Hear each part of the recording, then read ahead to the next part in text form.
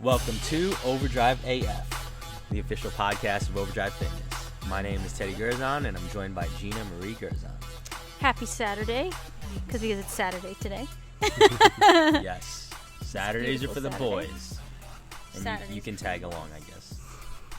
But I can hang with the boys. Boys can hang with me. How's especially in this gym, when it comes to lifting. that? The boys are scared of me sometimes. It was funny because yesterday during one of the early morning classes, gun ownership and stuff came up as a conversation, and then let alone security and safety, because one of the members was talking about how he's going to be away on a little business trip for a couple days, and his wife was like, "Oh, I'll be fine. I'm just going to stay home." This, that, and the other. He was like, "We live in a sketchy complex. I'm not going to be gone for 3 or 4 days." And, he's like, when people case your home, they look for patterns, and they're going to see my truck's not there. He's like, and we could be walking around our complex at 10 a.m. and I'll still see 3 or 4 sketchy ass people. He's like, "You're coming with me on this trip." He's like, "I'm not leaving you home alone." And then I was like, "Dude, I totally get it." I'm like, I wouldn't say our gym is located in a sketchy place, but you always want to think things through before, especially me, before I leave you alone here at any point in the day. And then I was like, but I understand that cameras and license plate readers, which we have on this lot, they're great for after the fact, but as far as on demand protection, there's plenty of that here. And then another member actually cut me off. He goes, "I'm not so worried about Gina's safety. I'm more concerned about what she's going to do to a perpetrator." Oh, no. Oh, no. He's like, "Because we all know that she can handle herself." And I was like, this is very true. Oh. Well, it's just in the... And that was without a firearm in your hand. Oh. We didn't even get to that. In the moment, you just never know how you're going to react unless you really practice, so... Mm-hmm. So, yeah, that was... I think you've watched enough Rambo to be ready for anything, pretty much. Yeah, well, speaking of which, right? So just to describe what kind of footing this relationship started on, once we moved in together, the first few movies that we watched together, first one, and it was like we did it as a weekly thing. I would order a DVD from Netflix. That's how long ago this was. Mm-hmm. Netflix is still sending out DVDs. There was no streaming service at the time. Mm-hmm. And the first movie we watched together while living together was Commando. The second one was Cobra. Arnold. It was Cobra. Yep, The second and then one. Stallone. And then Yeah. then we started going through some of the Rambos. Actually, I think we watched all of them, all 4. And then we watched the 5th one together when that came out this past year. Mm-hmm. Which was I don't know. He portrayed. I think he portrayed well. Oh, just like all the other. So what I love about Stallone is if you look at a lot of his movies, the villains, if you even want to just call it that, the enemy is always rivaling current events. So look at Rocky IV, right? It was like towards the end of the Cold War, the height of it, even if you want to call it that. And I'm just saying, you can't say there's no coincidence between taking out Ivan Drago and then all of a sudden the collapse of the Soviet Union shortly after that. When did Rocky IV come out? 1984, 1985, something like that. I can't remember off the top of my head. Yeah. And then fall of the Berlin Wall was 7 years later. Come on. Cold War went on for 50 fucking years. So, for that to happen in 7 years, cool.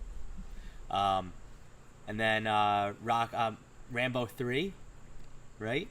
It was during Desert Storm. He gets fucking shot, and then full exit wound. And how does he seal it up? He cauterizes it. He pours gunpowder into the wound and then torches it to seal himself. I won't be doing that. I'm not ready for that. But what was another one? Oh, so Rambo 4. I think that one was just called Rambo, and that was in Burma. Oh God, talk about violent. Yeah. And there was a child predator in that. That was disgusting. And definitely disturbing. It Very was disturbing. But I guess, like Stallone, along with the storyline and the way he directs, and he wants to bring what's really going on to life. So he's really good at like grabbing at your emotions, pulling up the junk, like what's really going on, and he puts it out there. Now we just need him to do a movie where Rambo like fights COVID. I know. Seriously. Well, the most recent Rambo one makes the vaccine. The most recent one was with a Mexican cartel. And like the shit that goes on down there. Yeah. Oh, like it gets real. I want to watch that movie again. It gets real. And that's where you say, like, oh my God, if this is what's really going on, wow. And in other great news on the cinematic events of this is Cobra Kai Season 3 is being released. Yes. On the 28th of August on Netflix. We are excited. This is going to be a big weekend. We are excited. Yeah, our anniversary is next Wednesday. Yes. Yes, I do remember that, people. So it was a great day. And we had I don't think Julian remembered that day, but he was there. We'd like to do an encore. We'd like to do an encore. Part 2. Desi has to be there this time. I'll officiate. Yes. And then so Cobra Kai Season 3 is being released on Netflix. Cannot wait for that. And then we just finished up Kingdom. Kingdom was a great show. I'm sad. I'm sad that it's over. Only 3 seasons. A lot of fucked up lives in that show. I mean, but like, right? But and a lot of really, really raunchy sex scenes. So. Yeah. Whoa. Yeah, that was pretty bad. It was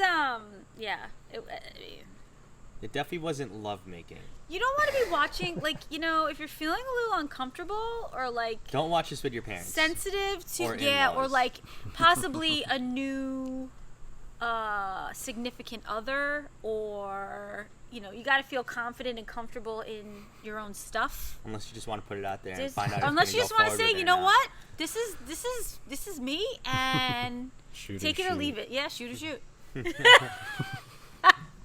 You get what you see. I mean, it's great show though. They Frank keep it real. Is awesome. He was solid. Awesome. Yeah. I wouldn't agree with some of the moves, like some of the training moves, like the fitness type training moves. They were kind of like, what the fuck are you doing? Mm-hmm. That's not a kettlebell swing at all. Or it's battle ropes, I get it, but what are you whipping around? Like, like, I don't know. So they would need some maybe directing from, but I don't know who was directing that. But you guys got to be consultants. It was an afterthought because they're like, it'll be shot for 5 seconds, so who cares? But the show didn't even have that much actual MMA. It kind of went behind the scenes and into the storylines of the lives of all the people associated with the gym, which is amazing. Jonathan Tucker, he was my favorite actor in the entire show. He did a good job. Anybody that's familiar with him knows he was in a very big and even poignant movie early on in his career, Sleepers. I want to talk about a fucked up movie. Definitely watch that on an empty stomach. Have you seen it? You gotta never seen it? I don't think so. All right, maybe if you do watch that, don't let your mom find out, because she's just gonna be like, "What kind of homework does Teddy keep giving you?" Like that time I sent you home with the Rambo DVDs. Maybe maybe you should just stay behind the camera now, Desi. Don't listen to what they say. I'll plug my ears next podcast. Blinders on. No, that was a great movie though. I mean, like, it was like Kevin Bacon was in it, but he was a bad guy. Oh yeah. De Niro was in it, played a priest. Who had to lie on the he committed perjury. Going to hell. So you're gonna burn. But he did it to save the lives of the 4 kids. So yeah, that was a really fucked up movie. But yeah, there's what's up. But you gotta appreciate the actors that really dive into their role and become that. I think Brad Renfro is in that. I don't know who that is. You definitely recognize him if you saw him. He was in The Client. If I saw his face, I don't know everybody by name. He's a child actor, but he wound up dying of a heroin overdose. I know. Oh. Who was his lawyer in The Client? Oh my. Was it Susan Sarandon? Yes. Yeah. Remember that movie? I do. That was a great I just movie. didn't know his name. That was a book, I think. He was good. Yeah. Yes. Well, I remember listening to that on a trip down to Florida with my grandparents on audio. On a cassette? On audio. Yes. That was my grandfather's thing. Every trip to Florida, we purchased several audio books. And doesn't matter if it's 2 a.m. because we're driving there. We listened loud. Well, so I never got to meet your grandfather, but one commonality in every story is that man lived his life out loud. He definitely did. And all those who decided to take part in that became the loud livers as well. Not necessarily by choice, but I guess we became part of it. You gotta laugh about it. Mm-hmm. That's crazy. You didn't GAF. This just looking at the calendar right before this show, the summer is winding down, unfortunately. I can't believe we went through a whole summer with our business basically shut down completely. Almost 6 months. But we are still here and recording, so that's a great sign if you want to look at the silver lining. Forced us to launch our online business that wasn't 100% ready, but it was like 3/4, 75% prepped for launch, and here we are. We were able to change some lives while getting through this pandemic, so that's always great. A lot of people were able to still hit their health and fitness goals through our online coaching platform. And continuing to hit their health and fitness goals. Yes, and that's only going to expand because the Overdrive Fitness app is in the development process and should be live in the next 4, possibly 6 weeks. That's a very conservative guess. I got the first 4 weeks of prep work done in less than 10 days. So technically we're ahead of schedule, but let's see how much longer this actually takes. So yeah, we're pumped for that because we'll be moving our live stream onto that platform. All the replays will be put on that platform. All future training, coaching, and current training, coaching, and nutrition coaching will all be delivered through there, as well as our in-person members who are allowed to start coming back on August 24th with the gyms reopening in New York. I'm opting to not get political about it this episode. Don't know how much energy I have, or negative energy at least, in the tank to put out on that. But I will say, if you want to even put it, it's a soft reopening. It's definitely not a full reopening. It's a restricted reopening. Extremely restricted. I don't even feel like it's a reopening. Like okay, we're not getting. Well, it's kind of like the super creatine in Bang energy drinks. Like, it's called super creatine, but if you look at the chemical structure of what super creatine is, it's not creatine. So on the surface, it is what the label says, but deep down, it's a bunch of horse shit that somebody actually got sued for. Wow, that's a funny coincidence. Well, I mean, hey, there's some suing going on. There is. There is some suing going on. But, all right, I'll say one political thing. Yeah. If gyms were full of immunocompromised elderly, I guarantee that the state would mandate that people actually go to gyms. All right, so you want to add anything to that before we move on? I would like to thank all of our dedicated, loyal, and devoted members and athletes who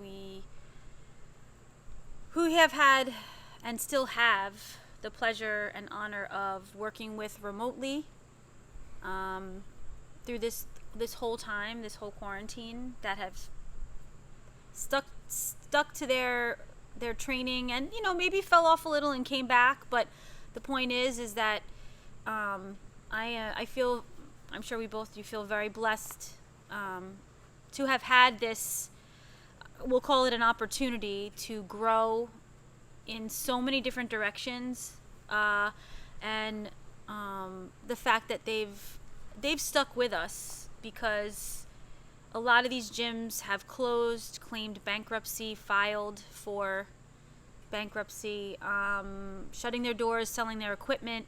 Every single day we see a new facility closing down, filing for bankruptcy, selling their equipment, opening their doors to sell. So our members could not wait for us to reopen. They are ready to push each other out of the way to come back in here and get their sweat on, get some iron therapy, move some weight on the bar. I am very grateful for our team. So Desi the Destroyer, for sure, who's come into our lives at a very wonderful, this is an amazing thing. I am so happy that he's here. Coach Kevin Mendoza, who's done all the filming for us. Desi's been on with us through the quarantine and prior, setting up and helping to maintain this podcast, and allowing us to reach different populations, more people in general, getting our word out there, getting our good energy out there. Just taking over the live stream. Yes, and absolutely taking over the live stream, freeing you up to do other things to help grow the business online, and in other ways to speak to more online members, get new members on, create change for people. You've become our social media coordinator. Yes. Put Yes. that on a business card. Yes. Well, I have my own title. I have Throw a that metal on the business card. LinkedIn. It is not. It is a metal business card. Coach Kevin Mendoza, who's done all of our filming for us, and participates in the live workouts at home for himself. We have Coach Lauren Kahn, Coach Frank Margiota, who we just sent off for his last live stream back to college, so hit Maculata. Coach Aiden Gallagher. All these guys and girls have been participating in their own way, giving their own energy to this space and Overdrive Fitness. So we are very blessed. It's been a rough road, and I think being a business owner and growing up in a family who literally have been business owners, and that's all they know is you work for what you receive, and I don't think I've ever worked harder in my life. And I've always worked hard. I've always worked. Talk about lack of sleep, stress, sometimes questioning day to day what's going to happen. I think there have been days where it's been scary, and I think even it goes day to day. Sometimes we're a little fearful, but we've built a wonderful team, and I am confident that it's going to continue to expand with responsibility and members and outreach and everything like that. I think justice always prevails. I think the good always shines through. So I've always been one to throw myself into the fire, and I know this is not the first time I've said that. Might not work for everybody. It tends to work for me because I always grow from it. We didn't throw ourselves into this fire. This fire was actually thrown at us. So I think we've done a pretty good job as a team to really battle through. And you might have gotten a little bit. Maybe there's definitely some burns and some scars, but I am confident that we are going to continue to move onward and upward with all of this. So I'm never one not to say bring it, because I know we can handle it. I just think that it's made us more resilient and relentless, and I think, and I feel like I know in my heart that our members and our athletes know that from us. So, and I think, I don't want to say think, I feel wholeheartedly that that's why they have stayed with us through this entire 6 months of craziness, and they appreciate all we've done. So that's what I'd like to say about that. And then speaking of rough roads ahead and uncertainty, we'd like to just shout out two of our most dedicated college athletes, Emily Novick and Zoe Amalbert, or as the PA announcer likes to say, Amalbert. We feel for you. Those of you that aren't aware, these two young women play college basketball at NYIT, and unbeknownst to them and their coaching staff and all the other employees at NYIT, the president of NYIT released an announcement on Twitter and Instagram that said they are suspending all sports programs for the next 2 years minimum. So at least 2 years was his announcement. So yeah, talk about being blindsided several days before you show up to class. You're not going to be able to get out of an off-campus lease on that notice. And being that, basketball it starts during the fall semester and then carries into the spring semester. It's not exactly going to be an easy road, considering that you are going to want to transfer. I mean, yes, they were granted the option to keep their scholarships until they graduate, but I mean, when a school kind of just blindsides you like that, it kind of shows that you're not really wanted there. So why would you want to stay there? It's kind of like what Eric Thomas would always say. Go where you're celebrated, not tolerated. I know Coach D, Derek and Malbert, would love that little reference because he's a big ET fan. But it's just there's a lot of confusion. To think that 2 years ago, Zoe and Emily's freshman year, they brought home the ECC conference title to the school. And then last year, it wasn't the year they had expected to have as sophomores, but they were working very hard in the off season to improve their game, and they couldn't wait to meet back up with their teammates. But to know that last game where they lost in the ECC semifinals was to think back and be like, that was the last time you're going to be with those girls, those women, and that staff, and now it's all gone. Knowing that you had an international teammate on that team who had just deplaned to find out, all right, I just got here from Spain to start back up my academic year and college sports career, to find out within minutes of deplaning, all right, there's no more sports. So I guess I'm going to have to quarantine here in New York for 14 days before I head back to Spain to quarantine there for another 14 days. You mentioned that they found out on Twitter and Instagram, right? That was like the first thing I mentioned, And it's just fucking horseshit. Unbelievable. It's complete and utter horseshit. Like, I know things could be worse. We're talking about sports here, right? But it's so much deeper than that, because you just ruined relationships and friendships that you had built as a young adult. Like, you developed them when you were 17 or 18, 19, still in your formative years of your life. You're getting up and going to practice and workouts at 6 a.m., grinding in the classroom all day. Some of those women are nursing majors, so we know how much time they put into their academic careers.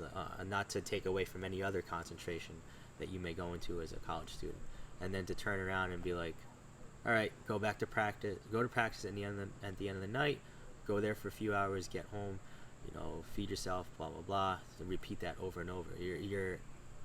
you're adulting very quickly. And now the school was just like, I know that you had to fund your own travel trips, road trips, fundraise for your own jerseys because we didn't want to provide it for you. But all that shit's gone. Unbelievable, I know. All of it's gone now. I know.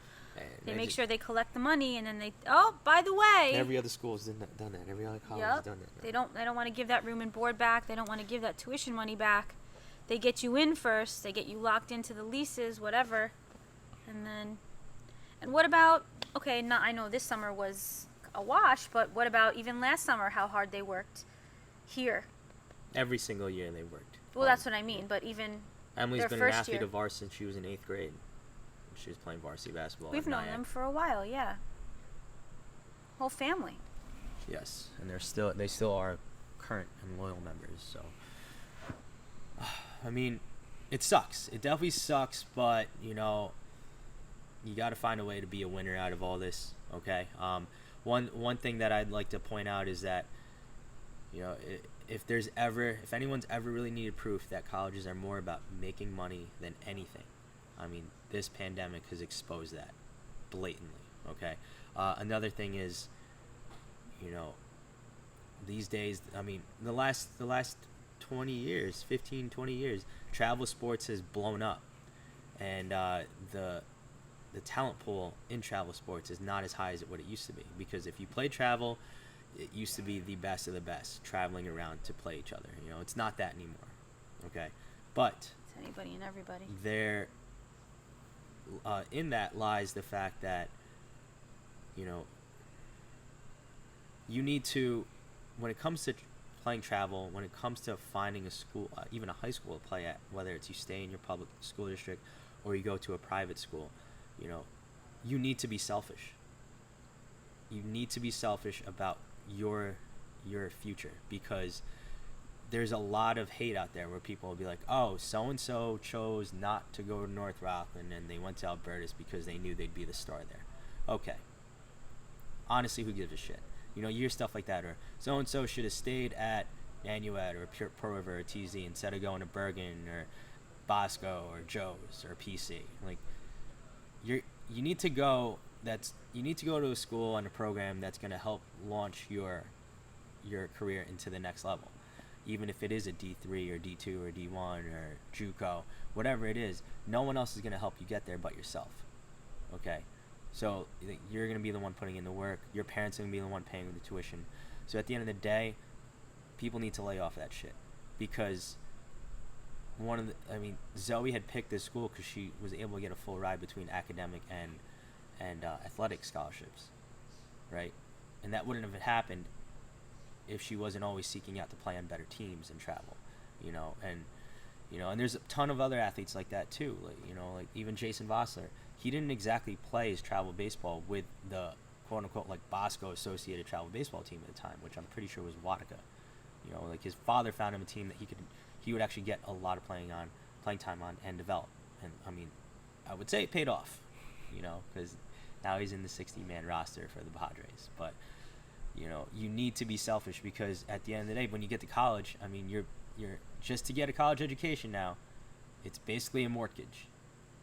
If you're there for 4 years, some people will go for a 5th year, right? So you got to be selfish. You have to identify that everything that you're doing needs to benefit you.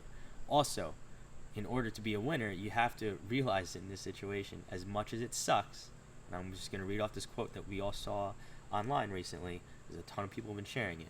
It's that if you're allowed to play the season, just keep getting better. If you're not allowed to play the season, just keep getting better. So basically what I'm saying is, don't waste time feeling sorry for yourself. I know that you need to acknowledge the pain and that you're going through right now. You can't ignore that. It's real, all right? And feelings are fickle, but like, get over that as fast as you can.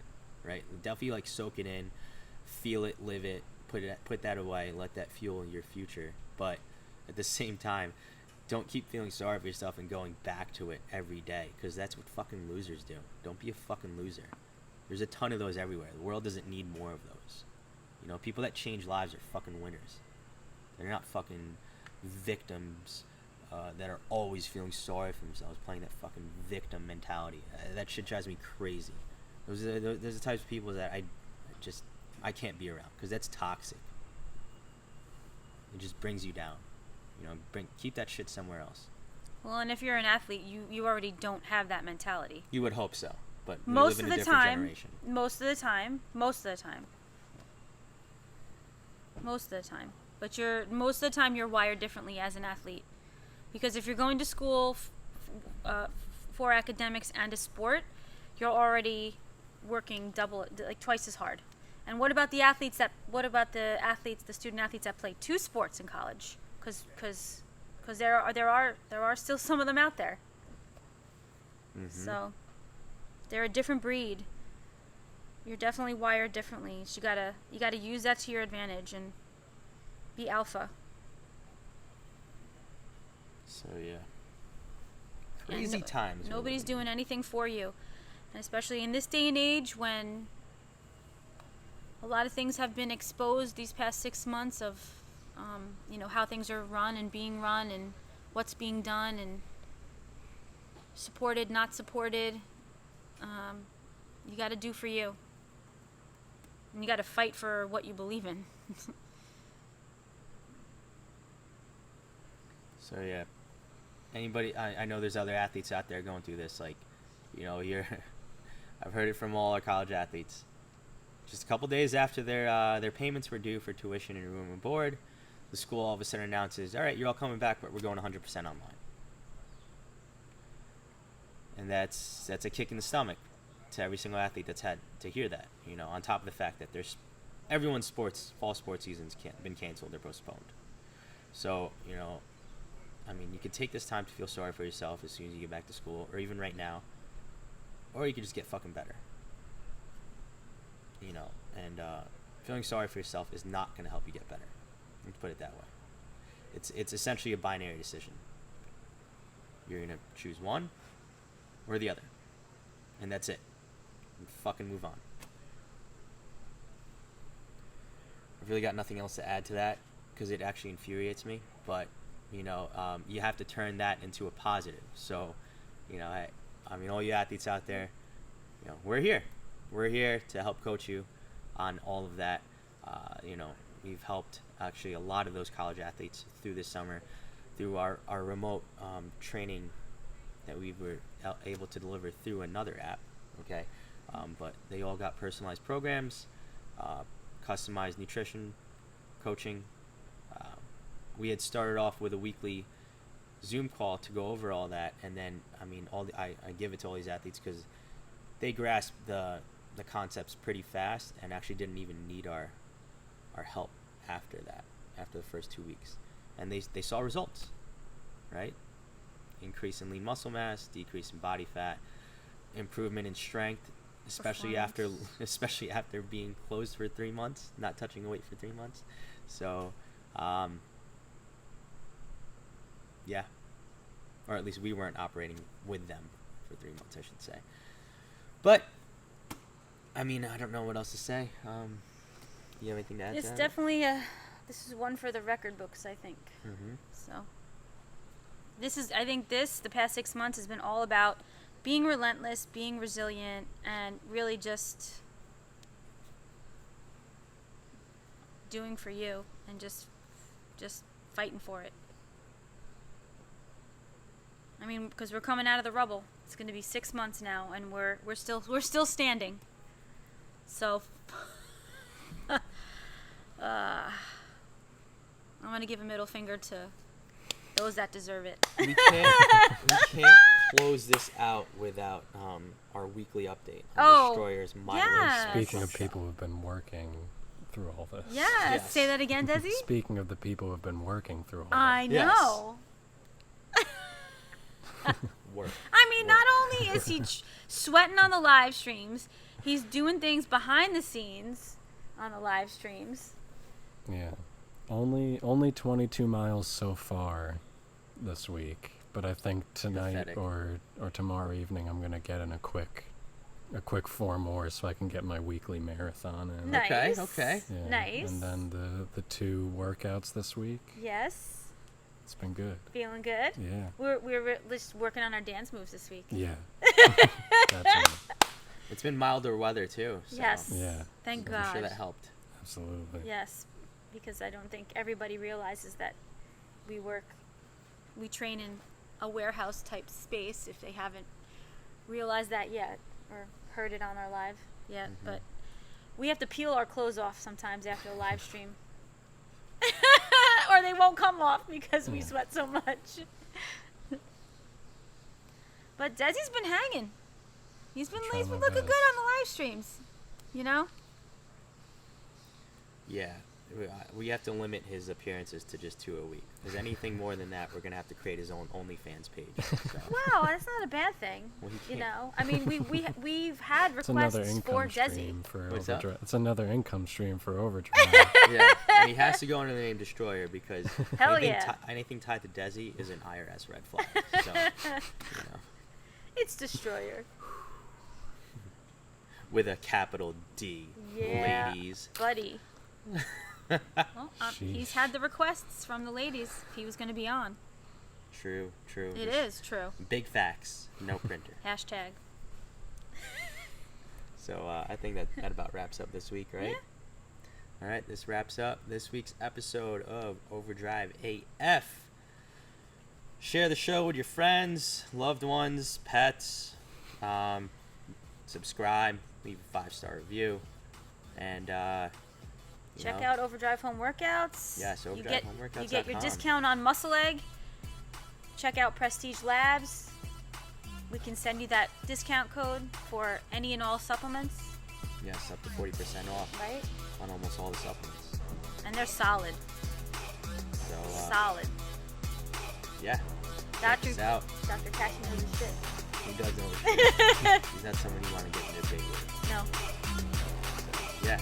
All right, guys. Thanks for tuning in. We'll catch you next week.